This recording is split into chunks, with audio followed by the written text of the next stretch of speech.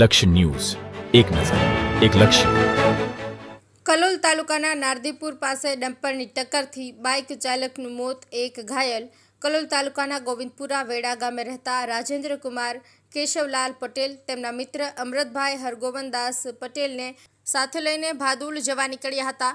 રાજેન્દ્ર કુમારના સંબંધી ભાદુલ રહેતા હોય તેમના ત્યાં મોબાઈલ ફોન લેવા માટે તેઓ નીકળ્યા હતા.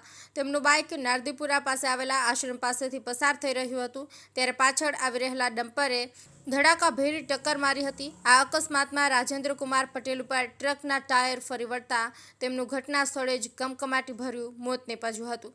જ્યારે અમૃતભાઈ પટેલને શરીરે ઈજાઓ પહોંચી હતી. કોઈએ 108ને જાણ કરતા 108 દોડી આવી હતી અને ઘાયલને સારવાર માટે હોસ્પિટલ ખસેડવામાં આવ્યા હતા. મૃતકની લાશને પોલીસે કલોલની સિવિલ હોસ્પિટલમાં ખસેડી હતી અને અમૃતભાઈ હરગોવનદાસ પટેલની ફરિયાદના આધારે અકસ્માત કરીને ફરાર થઈ ગયેલા ડમ્પરના ચાલક સામે ગુનો દાખલ કરી તપાસ હાથ ધરી હતી. લક્ષ્ય ન્યૂઝ, સંજય નાયક.